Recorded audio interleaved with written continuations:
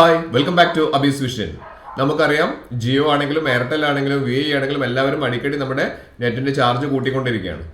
അത് മാത്രമല്ല ഈ 1.5 GB എന്നുള്ളത് നമുക്കൊരു ഉച്ച വൈകുന്നേരം ആകുമ്പോഴേക്കും നമ്മളത് പെട്ടെന്ന് തീർന്നു പോകുന്നുണ്ട്. അപ്പോൾ അതുകൊണ്ട് പല സബ്സ്ക്രൈബേഴ്സും എപ്പോഴും ചോദിച്ചു കൊടുക്കുന്ന ചോദ്യമാണ്, നമുക്ക് നെറ്റ് എങ്ങനെ ഒരു വൈകിട്ട് വരെ അല്ലെങ്കിൽ രാത്രി വരെ തീരാതിരിക്കാൻ നമുക്ക് എന്താണ് ചെയ്യാൻ പറ്റുക എന്നുള്ളത്. അപ്പം നമുക്ക് ചെയ്യാൻ പറ്റുന്ന 2-3 ട്രിക്കുകളാണ് ഞാനിവിടെ പറഞ്ഞു തരുന്നത്. നമുക്ക് സെറ്റിംഗ്സിൽ 1-2 കാര്യങ്ങൾ ചെയ്തു വെച്ചാൽ കഴിഞ്ഞാൽ തന്നെ നമുക്ക് വളരെയധികം നെറ്റ് ലാഭിക്കാൻ വേണ്ടി സാധിക്കും. ആ ഒരു കാര്യം മനസ്സിലാക്കുന്നതിന് മുൻപ് എൻ്റെ ചാനൽ സബ്സ്ക്രൈബ് ചെയ്ത് കാണുന്നവരാരെങ്കിലും ഉണ്ടെങ്കിൽ ഒന്ന് സബ്സ്ക്രൈബ് ബട്ടൺ തൊട്ട് ലൈക്ക് ബട്ടൺ എല്ലാ ഫ്രണ്ട്സിലേക്കും ഒരു ഇൻഫർമേഷൻ ഷെയർ ചെയ്ത് കൊടുക്കാൻ മറന്നു പോകരുത്. മൊബൈൽ യൂസേഴ്സ് ഏറ്റവും കൂടുതൽ ഫേസ് ചെയ്യുന്ന ഒരു പ്രശ്നം നമുക്ക് ഇന്നിവിടെ പരിഹരിക്കാൻ സാധിക്കും. അതായത് നമുക്കറിയാം, നമ്മൾ നെറ്റ് യൂസ് ചെയ്യുന്ന സമയത്ത് ഫേസ്ബുക്ക് ആണെങ്കിലും യൂട്യൂബ് ആണെങ്കിലും ഇൻസ്റ്റാഗ്രാമും ഇങ്ങനെയുള്ള സോഷ്യൽ മീഡിയാസ് ഒക്കെ ഉപയോഗിക്കുന്ന സമയത്ത് നമുക്കൊരു വൈകിട്ട് ഒരു 3 മണി 4 മണിയൊക്കെ ആകുമ്പോഴേക്കും അതിന് നെറ്റ് നമുക്ക് തീരുന്ന ഒരു അവസ്ഥ വരുന്നുണ്ട്. അപ്പോൾ അതിന് നമ്മൾ ചെയ്യേണ്ട ചെറിയ ചെറിയ മാർഗ്ഗങ്ങൾ പറഞ്ഞിട്ടും അതിന് ആദ്യം നമ്മൾ ചെയ്യേണ്ടത് നമ്മുടെ ഫോണിന്റെ സെറ്റിംഗ്സ് ഒന്ന് ഓപ്പൺ ചെയ്യുക എന്നുള്ളതാണ്.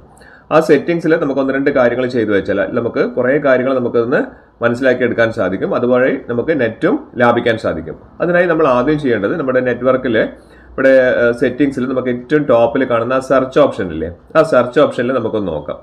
അതായത് നമുക്ക് ഫസ്റ്റ് തന്നെ നമ്മൾ നോക്കേണ്ടത് നമുക്കിവിടെ വൈഫൈ ആൻഡ് ഇവിടെ നമ്മൾ ടൈപ്പ് ചെയ്യേണ്ടത് വൈഫൈ ആൻഡ് ബ്ലൂടൂത്ത് എന്നുള്ളൊരു ഓപ്ഷൻ കൊടുക്കുക. വൈഫൈ ആൻഡ് ബ്ലൂടൂത്ത് എന്ന് കൊടുത്താൽ മതി. അപ്പോൾ നമുക്ക് ഇവിടെ താഴെ കാണാം വൈഫൈ ആൻഡ് ബ്ലൂടൂത്ത് സ്കാനിങ് എന്ന് പറഞ്ഞൊരു ഓപ്ഷൻ കാണാം.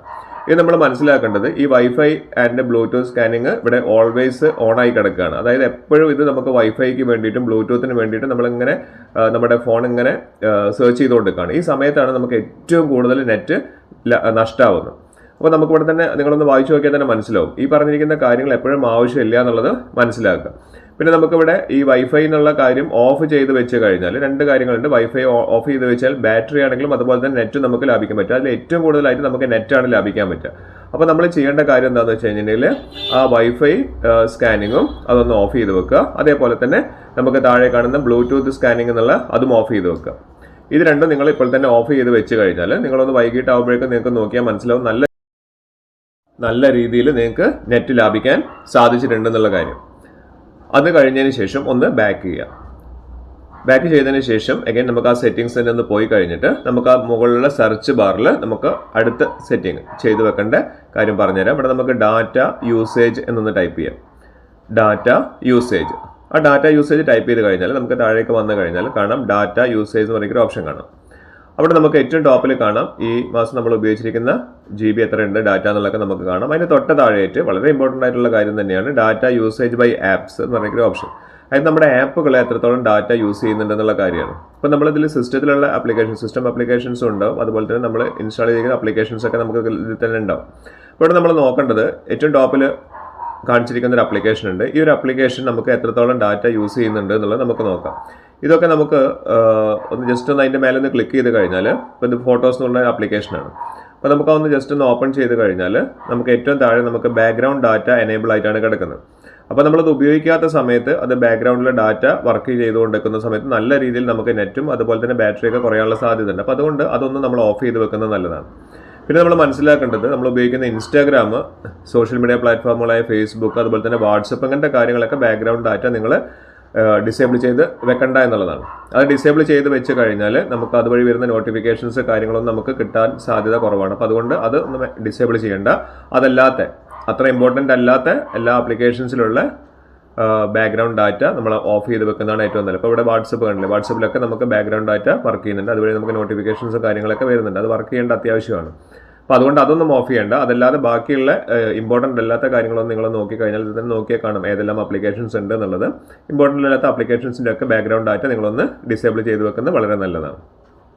അടുത്തതായിട്ട് നമ്മൾ ചെയ്യേണ്ട ഏറ്റവും ഇമ്പോർട്ടൻ്റ് ആയിട്ടുള്ളൊരു കാര്യം, തീരെ നെറ്റ് പെട്ടെന്ന് തീർന്നു പോകുന്നുണ്ട് എന്നുള്ളതാണെങ്കിൽ നമുക്ക് അതിനൊരു കാര്യം മനസ്സിലാക്കാം. നമുക്ക് എന്തൊക്കെയോ ആപ്ലിക്കേഷൻസ് നമ്മളെ വല്ലാതെ ബുദ്ധിമുട്ടിക്കുന്നുണ്ട് എന്നുള്ളതാണ്. അപ്പോൾ അതിനായി നമ്മൾ ചെയ്യേണ്ടത് എന്താണെന്ന് വെച്ച് കഴിഞ്ഞാൽ നമ്മൾ നമ്മുടെ ഫോണിൽ സെറ്റിങ്സ് ഒന്ന് എടുത്തു കഴിഞ്ഞാൽ നമുക്ക് താഴേക്ക് നോക്കിക്കഴിഞ്ഞാൽ കാണാം. ഏറ്റവും താഴേക്ക് വന്നു കഴിഞ്ഞാൽ ഇവിടെ നമുക്ക് ഇവിടെ ഏറ്റവും ടോപ്പിൽ താഴെയായിട്ട് വന്നു കഴിഞ്ഞാൽ നമുക്ക് എബൌട്ട് ഡിവൈസ് എന്ന് പറയുന്ന ഓപ്ഷൻ കാണാം. എബൌട്ട് ഡിവൈസ് അല്ലെ, എബൌട്ട് ഡിവൈസിൽ നമുക്കിവിടെ ഡിവൈസിൻ്റെ നെയിം കാണിക്കുന്നുണ്ട്, സ്റ്റോറേജ് കാണിക്കുന്നുണ്ട്, മോഡലൊക്കെ കാണിക്കുന്നുണ്ട് അല്ലേ. ഇവിടെ നമുക്ക് ഡിവൈസിൻ്റെ മോഡലൊക്കെ കഴിഞ്ഞ് താഴേക്ക് വന്നു കഴിഞ്ഞാൽ അതിൻ്റെ വേർഷൻ കാണിക്കുന്നുണ്ട്. ആ വേർഷനിൽ ഒന്ന് ക്ലിക്ക് ചെയ്ത് കഴിഞ്ഞാൽ ജസ്റ്റ് ഒന്ന് വേർഷനിൽ ക്ലിക്ക് ചെയ്യുക. ഇവിടെ നമുക്ക് വേർഷൻ നെയിം ഇവിടെ ഏറ്റവും ടോപ്പിൽ കാണിക്കുന്നുണ്ട്. അവിടെ നമ്മളൊരു 5-6 പ്രാവശ്യം ഒന്ന് നമ്മളൊന്ന് ക്ലിക്ക് ചെയ്ത് കഴിഞ്ഞാൽ നമ്മൾ നേരെ ഡെവലപ്പർ ഓപ്ഷനിലേക്ക് മാറും. ഇവിടെ കണ്ടില്ലേ, താഴെ ഡെവലപ്പർ ഓപ്ഷനിലേക്ക് നമ്മൾ മാറിയിട്ടുണ്ട്. അതിനുശേഷം നിങ്ങളൊന്ന് ബാക്ക് ചെയ്യുക. ബാക്ക് ചെയ്ത് കഴിഞ്ഞാൽ നമുക്ക് നേരെ സെറ്റിങ്സിൽ ഹോം പേജ് തന്നെ വന്നിട്ടുണ്ട്. ഇവിടെ നമുക്ക് അഡീഷണൽ സെറ്റിങ്സ് പറയുന്ന ഓപ്ഷൻ കാണാം. ആ അഡീഷണൽ സെറ്റിങ്സിൽ വന്നു കഴിഞ്ഞാൽ ഏറ്റവും താഴേക്ക് വന്നു കഴിഞ്ഞാൽ ഏറ്റവും താഴെ നമുക്ക് ഇവിടെ ഡെവലപ്പർ ഓപ്ഷൻ കാണിക്കുന്നുണ്ട്. ആ ഡെവലപ്പർ ഓപ്ഷൻ ഒന്ന് ക്ലിക്ക് ചെയ്യാം. അവിടെ ക്ലിക്ക് ചെയ്ത് കഴിഞ്ഞാൽ ഏറ്റവും മുകളിൽ ഡെവലപ്പർ ഓപ്ഷൻ ഉണ്ട്, അതൊന്ന് എനേബിൾ ചെയ്ത് വെക്കുക.